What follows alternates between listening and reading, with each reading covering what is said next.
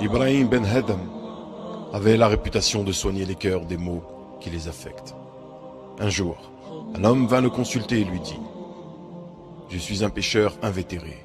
Dis-moi quelque chose qui me dissuade de continuer dans cette mauvaise voie. » Ibrahim lui dit « Rappelle-toi 5 choses avant de commettre un péché et tu finiras par te repentir par la volonté d'Allah subhanahu wa ta'ala. »« Lesquelles, ô Ibrahim ?» demanda l'homme avec impatience. « Si tu veux désobéir à Allah subhanahu wa ta'ala, alors ne mange rien de la subsistance qu'il t'accorde. »« Comment dis-tu cela alors que toute subsistance vient d'Allah ?»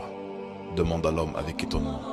Ibrahim lui dit « Si tu sais cela, alors comment oses-tu manger de sa subsistance en lui désobéissant en même temps? Tu as raison, Ibrahim. Dis-moi la deuxième.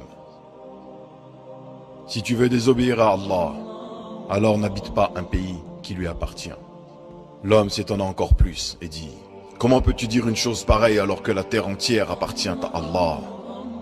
Si tu es conscient de cette réalité, dit Ibrahim, trouves-tu convenable d'habiter son pays et de lui désobéir en même temps? Non, pas du tout, répondit l'homme. Dis-moi la troisième.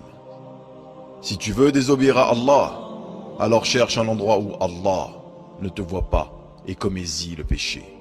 L'homme lui répondit, comment dis-tu une chose pareille alors qu'Allah connaît les secrets les plus profonds? Il entend marcher la fourmi sur la pierre lisse et la voit dans l'obscurité de la nuit. Ibrahim lui dit, tu sais tout cela et pourtant tu te permets de lui désobéir.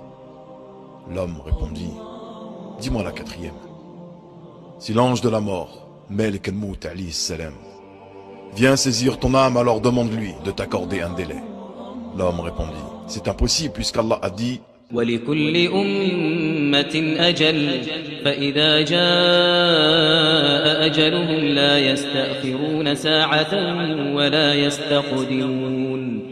Si tu es conscient d'une telle vérité, comment espères-tu le salut alors que tu continues de lui désobéir? L'homme répondit, c'est vrai ce que tu dis.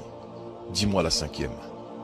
Si les anges chargés du châtiment des damnés viennent à toi pour t'emmener en enfer, alors ne va pas avec eux. À peine a-t-il entendu ces paroles que l'homme s'écria en pleurant. Cela suffit, ô Ibrahim, je demande pardon à Allah et je me repens auprès de lui. Il ne cessa depuis d'adorer Allah jusqu'à sa mort. Wa as-salam ala mani taba'a al-huda.